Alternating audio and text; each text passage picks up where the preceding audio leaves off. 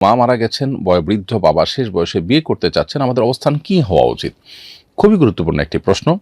প্রিয় দর্শক, আপনার মার মৃত্যুর পর আপনার বাবার বিয়ের যদি প্রয়োজন হয়, বিশেষ করে তার একজন সঙ্গিনী সাথে থাকলে ভালো হয়, তিনি সেটার আকাঙ্ক্ষা করছেন, তাহলে সেক্ষেত্রে তার জন্য উপযোগী একজন সঙ্গিনীর ব্যবস্থা করা এটা সন্তান হিসেবে আপনাদের কর্তব্যের মধ্যে পড়ে।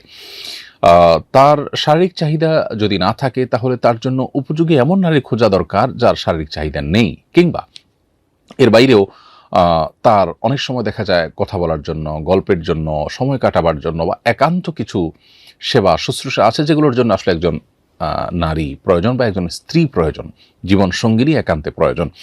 সেজন্য বাবার এই প্রয়োজনটা পূরণ করবার জন্য আপনাদের সদিচ্ছা থাকা উচিত, সচেষ্ট থাকা উচিত। এক্ষেত্রে সমাজে মানুষ, বিশেষ করে এক শ্রেণী মানুষ যে এটাকে খারাপ ভাবে নেয়, সেটাকে সে ভুলকে আমাদের ভাঙাতে হবে এবং সেই ভুল দূর করবার জন্য আমাদের কাজ করতে হবে।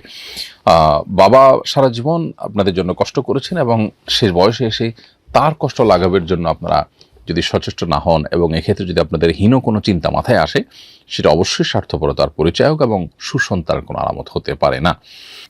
অতএব আপনি বা আপনার যারা আছেন তারা আপনাদের বাবার তরফ থেকে এই বিষয়টিকে সর্বোচ্চ ভালোভাবে সম্পাদন করার চেষ্টা করবেন।